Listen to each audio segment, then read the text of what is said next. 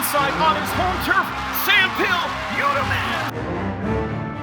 He's big, he's strong, and he has got it going on. Some beach somewhere in Paul Martineau by 4. Cup 25 to Canada's horse. She is Canada's darling. She has 6 lengths. She is Peaceful Way. Good Times hanging on for dear life with Corncob Conk. Good Times wins the Maple Leaf Trot. Glory's Comet is going to pull this one off. Glory's Comet last to first victory. Vi har här nummer 2, Billy Joe Jimbo. Go Canada, go! Down the top of the lane, Apaches Fame on the outside, Road Machine, Chef's Magic third. Here comes Mark Jonathan. Jake and Elwood is closing in. Apaches Fame under urging now. Road Machine is driving. Mark Jonathan with late rush. Apaches Fame. Mark Jonathan, a final surge. Apaches Fame. And Mark Jonathan, Apaches Fame, wins the North America Cup in 1:53 8/10. Bred by the late Robert Chappell and owned by Dover's Venture 2, Apaches Fame became the first Canadian-bred and sired horse to win the coveted North America Cup more than 2 decades ago in 1990. That victory marked a historical moment for Canadian harness racing. Apaches Fame was a horse that legitimized the Ontario Sire Stakes program as being worthy of producing horses of world class. And when he won the North American Cup, it changed things around forever within the industry, where trainers and owners recognized the Ontario breds as being capable of campaigning on the world stage and Grand Circuit and whatnot. And it took off from there. And it was followed up the following year by a son of Balanced Image, Billy Joe Jimbob, winning the Elite Lop. And it's progressed from there to where Ontario breds can compete with anybody, anywhere, on any stage to this day. Apache was a great horse right from the start. Thought maybe I would do all right, but you know what I mean. There was a lot of tough horses in there. I was happy to be in the money in the race. It was just a great thing to win that race for a farm boy like me. Well, we were happy to make the North America Cup. You know, it was enjoyable just to be there and be part of it. We didn't really think we might win. We were hoping we would, but once it happened, we enjoyed the night even better.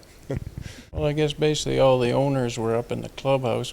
We used to, at that time, we took a bus. We took a bus from Chatham-Kent, loaded with people to Greenwood Raceway and we were in the grandstand. I was in the grandstands with a lot of the other neighbors and that from around here, and it was just, when you got down to the winner's circle, it was just utter chaos. And people, I don't know how many people were in the winner's circle. They're probably 75 or 100, I don't know, but you had a hard time finding anybody, so it was just amazing. You know, it was, I guess, the first time for a Canadian-bred and, bred colt, and Bob Chappell was, I'm sure he was very proud of it, and that's something he worked for. He's, well, of course, we were, very excited and happy, and couldn't be a better feeling than something like that.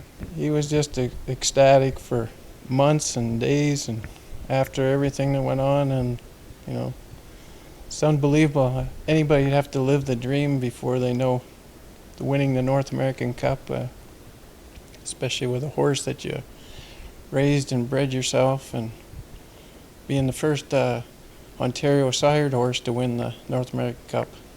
It was just amazing. The son of Apache Circle and Dover Skip won 39 races and earned over $1.7 million in purses before enjoying a successful stallion career with 1998 Horse of the Year Odie's Fame among his top offspring. His accomplishments earned him an induction into the Canadian Horse Racing Hall of Fame in 2000. That was another very exciting moment for him, and it's just unbelievable to be where he came from and everything. So Bob asked me to do the induction of him into the Hall of Fame and present the ring to him. And you've never seen a prouder man than Bob Chappell when he received that ring on that day. The race was one of my greatest minutes of Apache's Fame as a racehorse.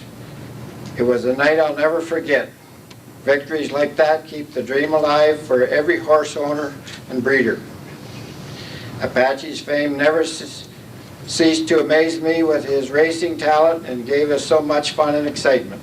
There is no greater honor than to have a horse inducted into the Canadian Horse Racing Hall of Fame.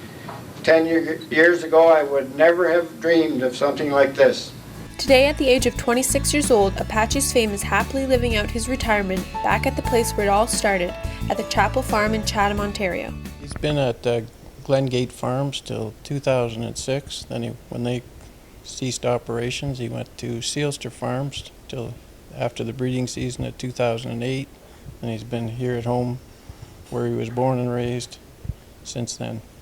He's in good shape right now. Of course, grass makes everybody in good shape, animals like that, but he's very low maintenance, and he's earned the right to do whatever he wants around here, so that's what he does.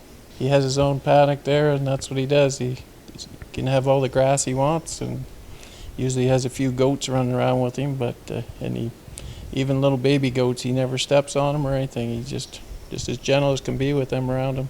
He's fine once you get your hands on him. He's just a little foxy. He doesn't like to be caught, but now he's starting to mellow out in his old age, so he lets you pet him a little more as long as you're on the other side of the fence. And other horses, as long as you they all keep their distance, they're fine. So other than that, he's pretty quiet, behaves himself now. Surrounded by his loving connections and fellow four-legged companions, Apaches Fame will remain at the Chapel Farm for the rest of his life. It's always nice to see him. You know, he's a kind of special horse, of course, always will be. He'll be here till he passes on, and he'll be buried on the farm where he was born and raised.